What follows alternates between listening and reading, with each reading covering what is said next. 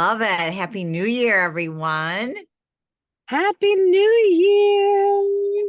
So, how was your holidays? We'll get into the sleep and the resetting soon, but Yeah, I mean, overall, it was lovely. I had lots of time with friends and family, mostly family. We ended up kind of cloistering ourselves away because we ended up with a Christmas cold. But before that, I got to see some family, which are some friends, which was nice. And yeah, we had good food and lots of downtime. oh, good. Yeah, it'll be interesting. We'd love to know, everybody, how much downtime you got. One of the things that I Yeah. noticed, yeah, one of the things that I noticed is that even like a week ago, before we even got to New Year's, I was like, craving to get into a routine, to get into a schedule. I was kind of all over the place with different things, Yeah. people. I did a holiday market I've never done before, but with my book. And so that was a lot of work that I didn't anticipate I'd be doing. But overall, seeing people and fortunately I've been healthy and just all the different neighborhoods that have lights, and I love Christmas music uh and just also some of the little pageants that the little ones do are hilarious. Because you have the one with the dress, that's not that's pulled up, and the little boy who is just like standing there wondering why am I here, and then four kids are waving to everybody in the audience. And now those are things that really delight me during the holidays. My friend has been in a Christmas dance recital for years now. I mean, like probably 10 years. They do the same program. She is in the adult tap class. So there's like a little tiny section for the adult tap class, and they basically do the same routine every year, occasionally adding slightly more complicated steps to it. But everyone else is like, I mean, besides the one adult class, it's like all youth dancers, and it is a hoot to attend. I know, it's It's all great. of that. Well, it is at the top of the hour, so It is, and we're live on Facebook. I got us good. on. I'm gonna say hi to everybody here. Yeah, Helen. hello everyone. And Helen and I, of course, we spend some time prepping and thinking about what would be best to serve you. And like I was saying, I was ready to get back into my routine, and hopefully everybody else is wanting to be healthy and sleep well. And so, yeah, what things are you reestablishing, or maybe new established habits?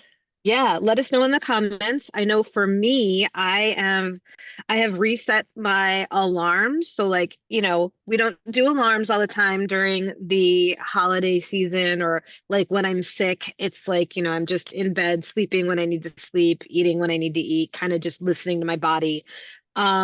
But in order to be a productive and, contributing member of society, getting my school to kid on time, or my kid to school on time, we've had to reset all of our alarms, which also means resetting my alarms for getting ready for bed and making sure that I'm starting my evening routine at an appropriate time to get me in bed and have my 8 hour window for rest. Or whatever time that is. And I agree. I mean, there's so many different activities, or there's that one little movie you want to still watch, or whatever. Hmm. And I found myself too, it was like 10 o'clock, then it'd be 11 o'clock, just kept creeping up. Then I would still want to do some of the things that I would do in the evening. So now it's midnight. Sometimes it would be 1 o'clock. And one time I went down this rabbit hole that it was like 1 o'clock in the morning and I'm watching YouTube. So anyway, I think that you're right. Reestablish Reestablishing the evening routine. If you don't have one, or maybe even just revisiting and saying, what would happen if I did start to wind down a half an hour before, or turn off the TV, or readjust so that I'm eating earlier, eh, so that Right. you can support that earlier to bed. And then don't get on the device in the bed, because I was doing that. Yeah, I use my alarms to wake my phone to wake me up. But one of the things that I did last night that I remembered doing from before, and I was like, oh, I need to get back in this habit, is I plugged my phone in by my nightstand. And then I started it playing on my little Bluetooth speaker, my wind down music for the evening. And I took the speaker with me into the bathroom, but it does not have a display. It does not have anything I can scroll through. So I did my, bathroom routine with my wind down music, but I wasn't tempted by the screens. And it was a lot Mhm. more relaxing. That is a great suggestion. Thank you. Yeah, and let's talk about habits, which is Yes. part of this too. And so I know that, in fact, I was listening to this amazing astrologer, I think Molly McCord, and she was saying that because we're born different times of the year and because of astrology, which I don't understand all of it, and there's so much to understand, but she was saying that your expression of who you are is not necessarily suited for resolutions or goals or things like that. And so I thought the tiny habits that you and I talked about of just incorporating those healthy lifestyles as well as sleep hygiene is a nice way to incorporate into, and it's like you already are brushing your teeth hopefully before you go to bed. So what could you do that would support your sleep that you could attach to that habit? Yeah, if you have affirmations, it's such a nice time to do your affirmations. Or if you need a little bit of physical engagement before you wind down in the evening, I know there are lots of people that benefit from just working on balance. And it's a pretty easy space to work on balance or using the opposite side of your body if you just like switch the hand that you're brushing your teeth with and use the opposite foot and just like lift the other leg up. And so now you're doing a little balancing exercise while you're brushing your teeth. If you're easily bored when you brush your teeth, as I sometimes am, I'm like borderline on that. Like I get bored easily. I need lots of stimulation. It's like, oh, I can get through the full 2 minutes of brushing my teeth if every, 30 seconds or so I switch my position and switch out the hand and like it's a little bit like patting your belly and rubbing your head or whatever the opposite Right, thing right. is. Well, and the nice thing about incorporating healthy habits is that's really how we introduce positive changes that can impact in a bigger way. I always say it's the small changes that lead to that big impact when it comes to behavior. The other thing too is that if you look at, like, when I was on my book trip, when you look at your schedule, where can you insert a breath work when you're driving? Or when I was on the book tour, this gentleman was telling me that he has to be up at 4 a.m. and he's tired when he gets home, but he's got to pick the kids up from school and get them going with their homework and a snack and then dinner and all of that. And so I said, well, do you know anything about a restorative pose? Like, and he said, I have no idea what you're talking about. And I said, I wonder if that would be something that could be one, fun for the kids, or maybe it's just that 5 minutes before you go pick them up when you get home and you're changing your clothes and you're getting ready for that next surge of activity. Here's what you could do. And it could be the breath work too. So maybe just review your day and your hours and what's in front of you, and then incorporating while you're driving, maybe turn off and not have any sound, or maybe put on some calming music, or maybe do a restorative pose. So there's some things like that that we wanted to share with everybody too. Yeah, and I love that we've been talking about resetting your intentions because for me, some of that is just remembering like, okay, what am I actually prioritizing, right? There's so many things in front of me, so many things that could pull me in different directions. Maybe so many things that I would sort of rather be doing because they're easy, but my intentions were to get some of these harder things done. Um, And so that idea of taking a moment, even if it's just like at the stoplight in the car, to take that breath in, breathe that love out, and just remember that you're doing as best you can to get to your priorities and what those priorities are. And if you do that at, noon, and again, like when you're on your way to lunch, or, after work, or whatever it is, or, that you, wherever you build those little breaks in, even if they're micro moments, this 30 seconds, that helps you train your brain to be like, these are my priorities and the things I care about. And so I'm going to do the things that I need to do to get them done. Yes. And And then when you're in stressful situations, you've already established that habit. You know to take a deep breath. You yeah, know, okay, I'm getting that afternoon slump. I need to do a restorative pose, or I need to get outside in nature or get some fresh air, right? Because you're doing it while you're in a intentional, healthy state. So that's another big one. Thank you for mentioning that, because then it establishes that routine or that tool for when you really, really need it. And you might normally forget it or go for the coffee or go for the sugar. And then now your sleep routine, I mean, it just, then yep, you go that slippery slope. And then I think the other thing that you and I were talking about is giving yourself permission and giving yourself grace. that grace is so important, because it would be wonderful if the only 2 weeks out of the year are the that you ever fall off your intentions bandwagon were the last 2 weeks that we just had. And then like the entire year you're like a machine on it. But that is not how humans work.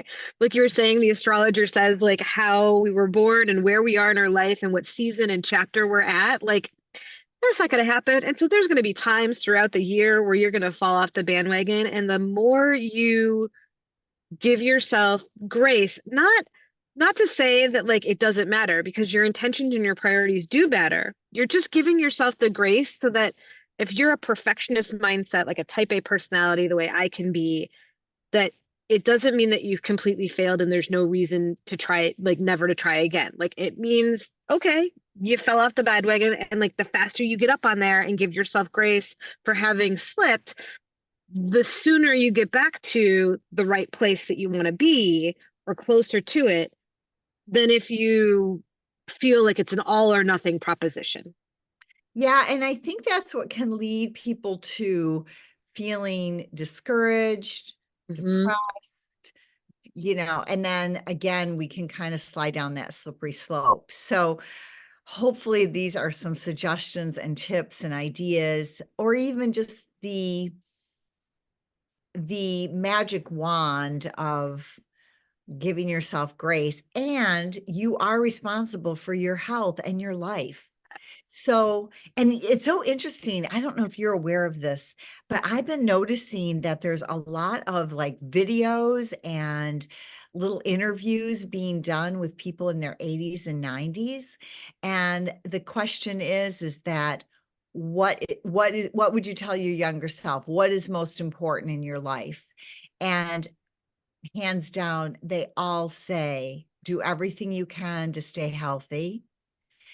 As you age, it gets even more challenging. So, if you can establish these health habits, especially sleep, because sleep is vital for everything, then it's going to help in your longevity. And like, yeah, your mental acuity. I mean, for me, one of the reasons why I started prioritizing sleep was without it, I was in a fog. Without, if I wasn't careful about my sleep, I couldn't handle pressured situations. I couldn't, like, my brain just didn't function the way that I was used to Right. functioning in my 20s, let's say. And I'm in my 40s now. And so I'm not seeing as many of those cool videos that you're seeing with the 80-year-olds, but I am excited that somehow the algorithms have found me as a woman in my mid 40s and are starting to feed me the very little amount of content that there is out there about perimenopause and menopause. Yeah. And Yeah, that exactly. has, those Big folks thing. have also been saying like, you gotta you cannot treat your body the same way because your body's different. It functions differently. You have different hormones going on. And obviously, I'm not a medical professional, but I feel that happening in my own body. And it's nice to have other people resonate and say, yep, you have to prioritize your sleep. You have to prioritize your body's movement and strength, and that will all connect in the end so that Right. you have a And longer there's life, hopefully. Yeah, and there's so many things that can support that. Let's do another one on menopause because I've been through that already. And you're right, in different stages. I mean, people that are in their 60s, like I am, are talking about, although we're all ageless, they're all talking It's about just a number, but it it's also has some things that go with it. right. And so they were people complain about having to get up and in the middle of the night. And they're like, well, it's just my age. I'm like, no, I don't have to do that. So I'm not giving you power in that.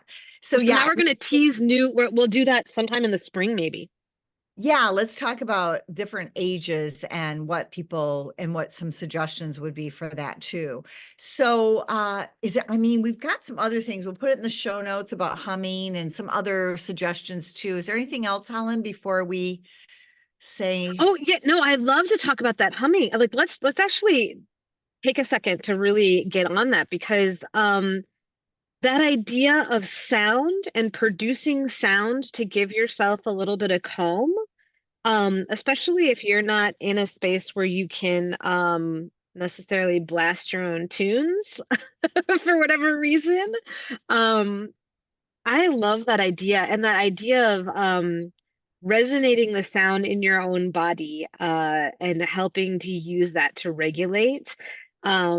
It's not really a technique for falling asleep, but it's a great technique for self-soothing and calming as you're getting ready to, reset your routine and make yourself more open to that falling asleep moment.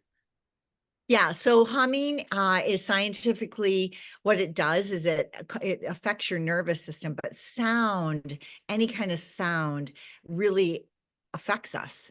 So humming while you're washing the dishes, making the bed, anytime that you can hum, you're right, it will self-regulate. And there is in those stages of sleep in 1 and 2 in that non-REM or rapid eye movement before we go into a deep sleep and dreaming, that is that sweet spot where you're just, I mean, if you look at a pet and they're just starting to like drift off and you can kind of see they're like maybe they have a little jerk or something. Mhm. So when you can hum or listen to a meditation or just soothe yourself and say, "Oh, I'm falling asleep. I'm falling asleep." Then you wake up and you're like, I was counting from 15 to 0 and I don't remember when I drifted off. So humming is the same thing. It's a way to calm yourself and go into that sweet spot of peace, which a lot of Yeah. us are seeking. But yeah, so yeah, I'm glad we talked about that a little bit. And it's just an easy thing to do. I remember my mother-in-law would hum all the time and I was like, why is she humming? But then I'm like, oh, yeah, she's she's read the Yeah. science. Well, and even if she didn't, right? Like she just found that thing for herself and, knew that it would work. The other Mhm. thing, it's such a good time of year to talk about setting your intentions for yourself, but the power of sharing your intentions with others, whether you're doing it now in the new year, because everyone's talking about their New Year's resolutions, and you can be like, I don't need resolutions, or maybe you do, but I'm making sure to reprioritize things, and these are the things that I'm prioritizing in my life. That is a really good thing to share with others to help you stay accountable.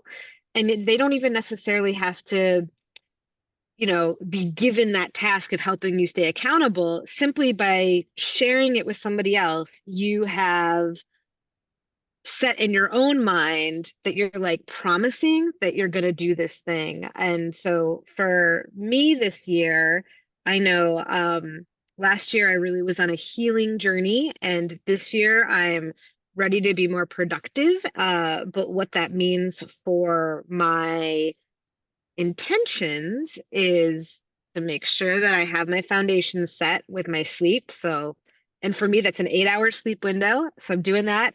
And I'm also doing some good things for my body. So I am reestablishing a 5,000 a day step, 5,000 steps a day average for my yearly goal. So I'm going to start in on that. I started in on that yesterday, got 7,000 steps in. So Good. those are my Excellent. two big intentions, is to manage my sleep. So I'm saying that not just to you, Barbara, but to everyone watching and anyone who watches the replay of this. Feel free to ask me Keep how I'm you doing. accountable. Yes, absolutely. All right. Well, everybody throw in, that's a good way to end, is like, go ahead and share what your little tiny habit might be, or what you're just reestablishing, what feels good to you. Again, not any shame or accountability, but just to declare it, Yes, because that puts the energy into the universe to support you too, whether it be another person or just the angels. right. So yourself, right?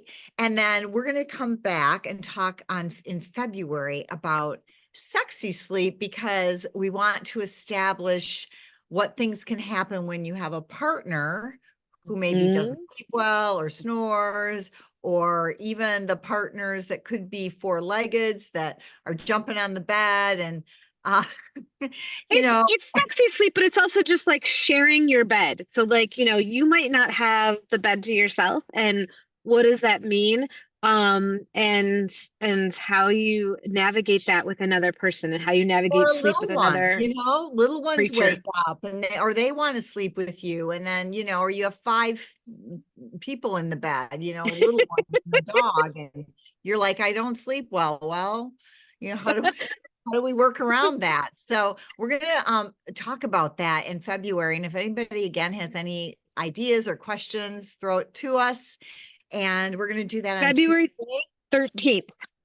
at 10 a.m. Pacific time, 1 o'clock Eastern, and wishing everybody a beautiful, blissful 2024. Sleepblissful.com if you want an opt-in for more sleep tips and all my other programs I'm doing. That's so cool. Yeah, if anyone is looking for sleep lists to help you with that sound and that moment of trying to get to sleep, that's my website, sleeplists.com, and we are getting ready to launch a new season Saturday. So new episodes starting Saturday. Excellent. Thanks, Helen. Thanks, everybody. Thanks, Barbara. It was so much fun. Thank you, everyone, for watching and tuning in. Not too many comments, but I'm so excited for the replay. And we wish you all the best 2024. Yes, much bliss and lots of sleep.